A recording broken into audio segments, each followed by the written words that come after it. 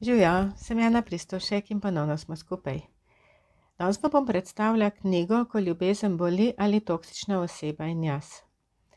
V prvem delu sem opisala, kdo je toksična oseba in kdo ni toksična oseba, kljub temu, da deluje občasno toksično. Razlika med prvim in drugim je v tem, da toksična oseba ne prepozna, da povzroča bolečino in rane drugim ljudem, oziroma pri tem celo uživa. Osebe, ki so čustveno občutljive, pa včasih kljub temu ravnajo toksično.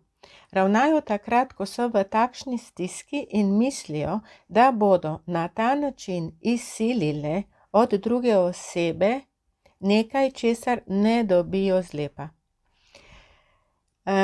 Toksična oseba svojega vedenja ne prepozna in se ji zdi ustrezno oziroma ga minimalizira.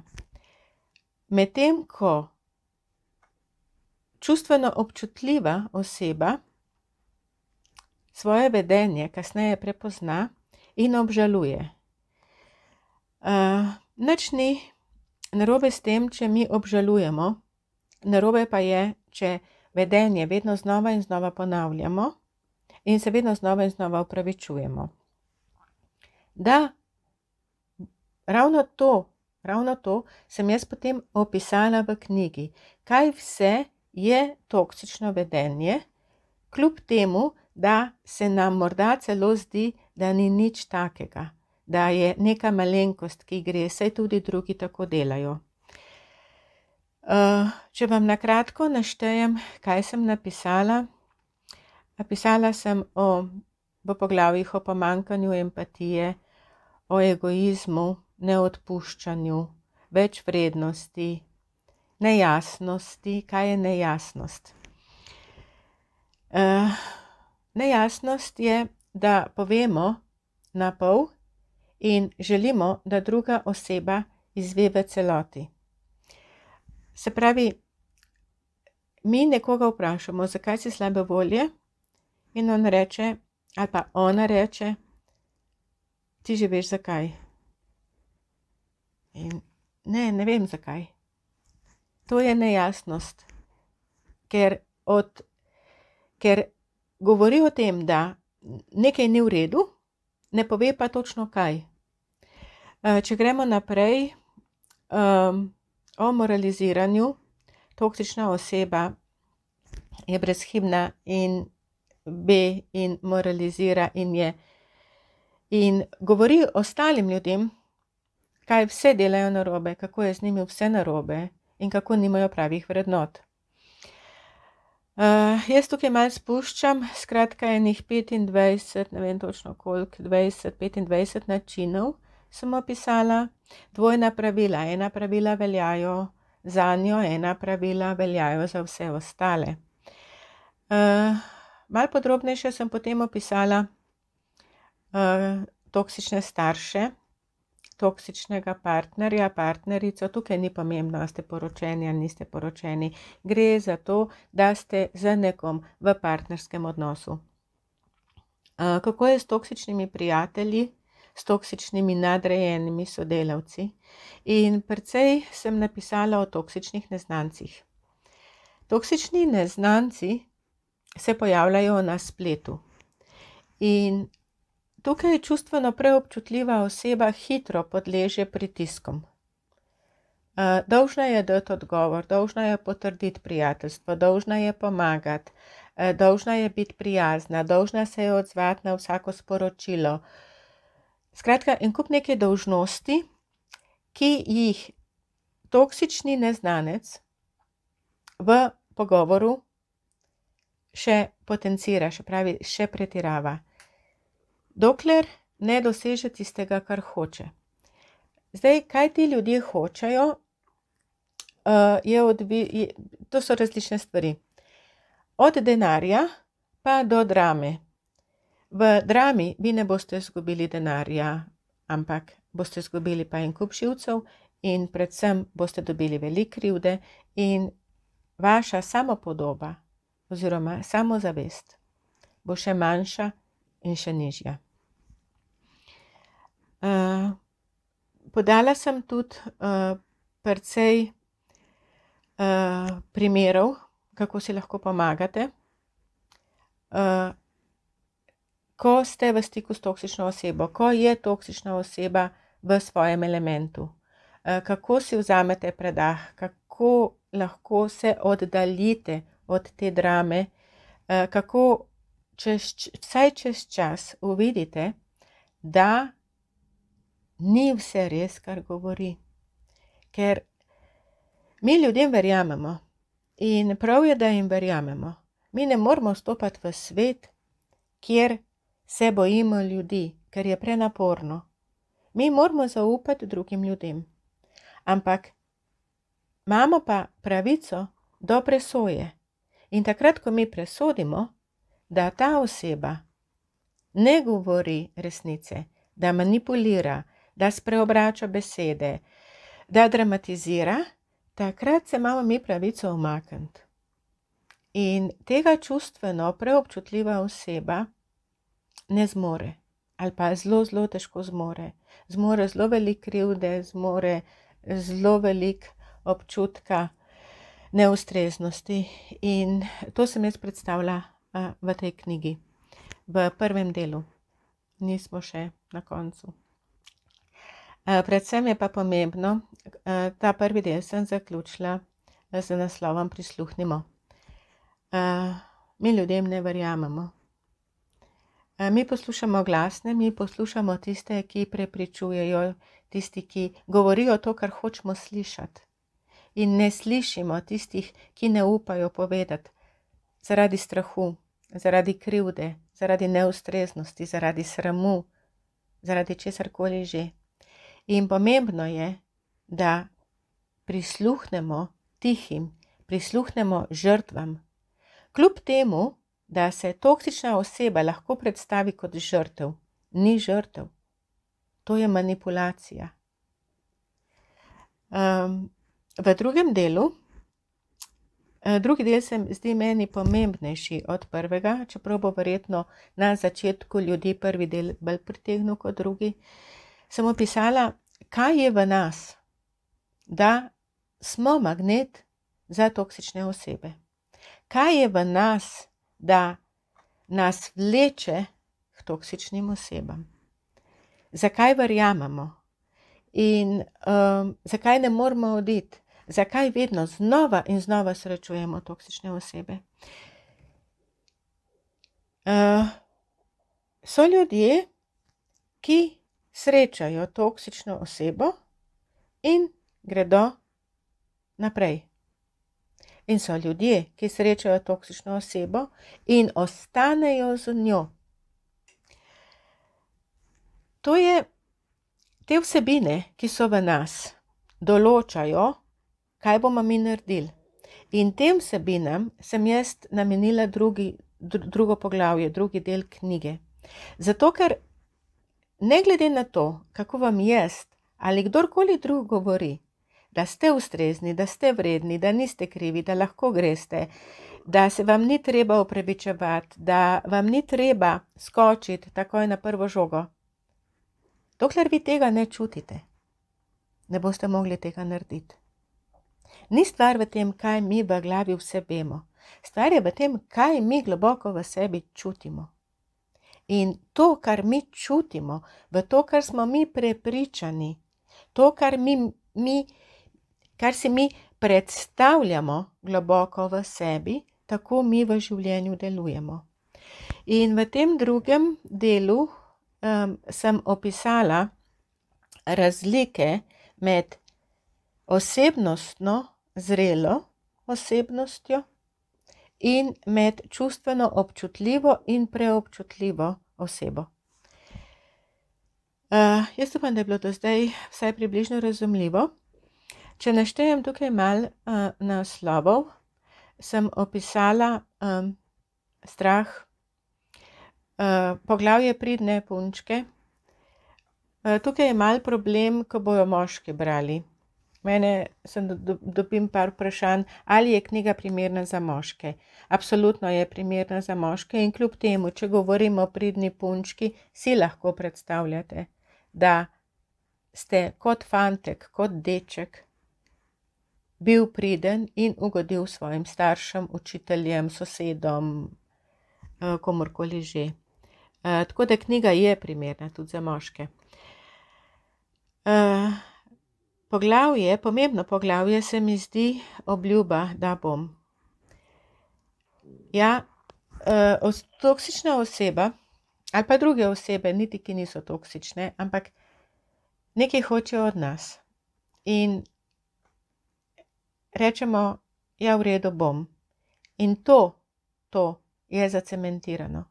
Če sem jaz rekla, ja bom, potem bom to naredila. Ne glede na vse. Ne glede na to, ali imam čas ali nimam časa. Ne glede na to, kakšno ceno bom plačala jaz. Ne glede na to, kakšno ceno bodo plačali moji otroci. Kakšno ceno bo plačala celotna družina, bom jaz to naredila. In tukaj je pomembno, da se nauči čustveno občutljiva in čustveno preobčutljiva oseba reči stavek, ki ji dopušča tisti manevrski prostor, da se lahko odloči, ali bo nekaj naredila ali ne. In to je beseda ne vem. Ne vem še, bom premislila. In o teh stvarih pišem sem napisala v 2. poglavju. Zakaj? Kako se mi razlikujemo v tem, kako močni in zahtevni smo, oziroma kako poslušni in nežni smo v sebi, je v poglavju o psihoticizmu oziroma nepsihoticizmu. Obstaja zdrav psihoticizem in toksičen psihoticizem. Zdrav psihoticizem je zdrava samozavest, zaupanje vase, pomanjkanje, manjša količina strahu. In kljub temu, kar sem jaz zdaj naštela, ti ljudje, ki to imajo, še niso toksični. Toksičnost nastane šele takrat, ko se začnemo izživljati nad drugim človekom, nad drugimi ljudmi. Verjetno si nihče ne želi kirurga, ki dvomi v svoje sposobnosti, ki se mu trese roka, preden zareže v človeško telo. Ekstremni športniki imajo manjši strah pred nevarnostjo. Ta strah je toliko manjši, da ga že lahko štejemo med psihoticizem, ampak zato ekstremni športniki še niso toksični. Tukaj sem naštela na hitro 2 primera, v knjigi je tega malo več. Tole malo preskočimo. Ja, stil navezanosti.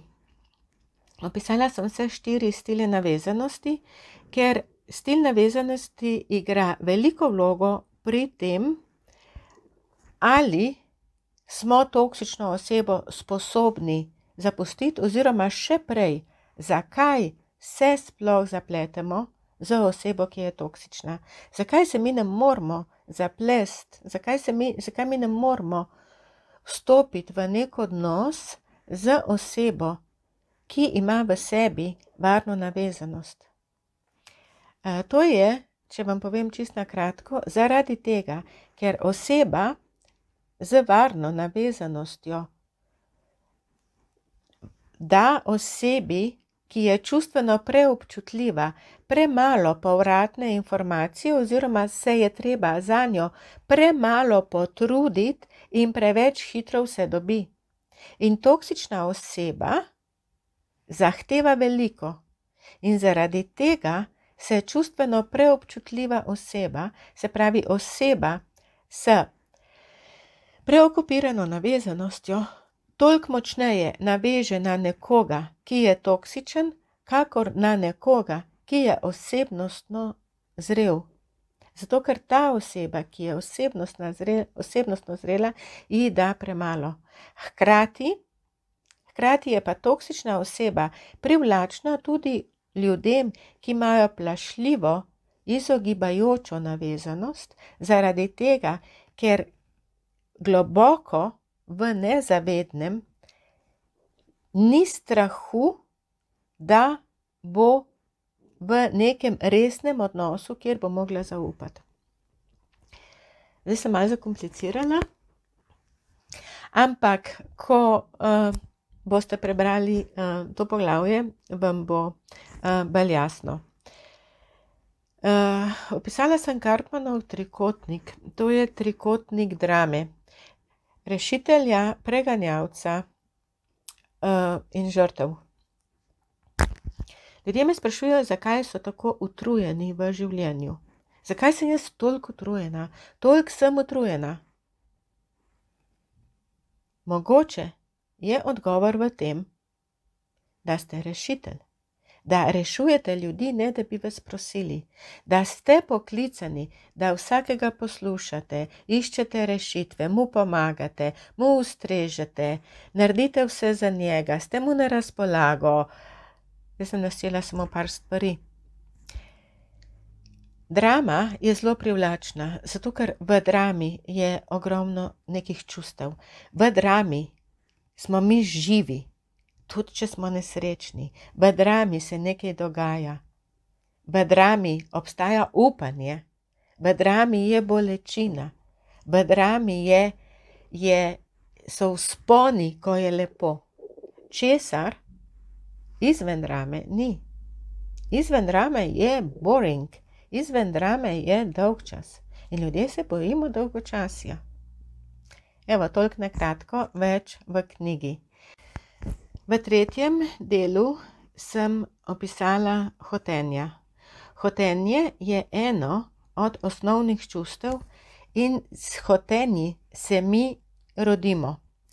Hotenje je vse, kar mi hočemo. Od osnovne varnosti, vrednosti, zaupanja, mi hočemo zaupati, pa do tistih najbolj luštkanih sladkih stvari, hočem čokolado, hočem nov avto, hočem potovanje, hočem ljubezen in tako naprej. Temeljna hotenja so hotenje pripadnosti, zaupanja, vrednosti, svobode in pristnosti. In če naša hotenja niso potešena v pravi meri, v otroštvu, to prenesemo, to pomanjkanje prenesemo v odraslo dobo in v odrasli dobi pride do večjega pritiska. Jaz hočem in ti moraš meni to ugoditi, to narediti. To jaz hočem in ti moraš. In jaz hočem, ti moraš ne deluje, ker je to pritisk na drugega. Na drugo osebo. Za lažje razumevanje sem teh 5 hotenj razdelila na kako moški deluje v odnosu z nekim hotenjem in kako ženska deluje v odnosu z določenim hotenjem. Naredila sem tudi poimenovanje. Nobeno poimenovanje ni boljše, niti slabše. Želela sem samo nek osnovni opis dati nekemu določenemu hotenju. Tako sem poimenovala ženska mati in tih moški. Sta par, ki imata veliko potrebo po družini, po pripadnosti in zadaj vzrok tega je varnost. In če nadaljujem, drugo hotenje, ki se nanaša na zaupanje, je preljubeča ženska in oklepajoč moški. In tako gremo naprej na močno žensko, glasen moški, nežna ženska, izmikajoč moški, brezhibna ženska in sanjski moški.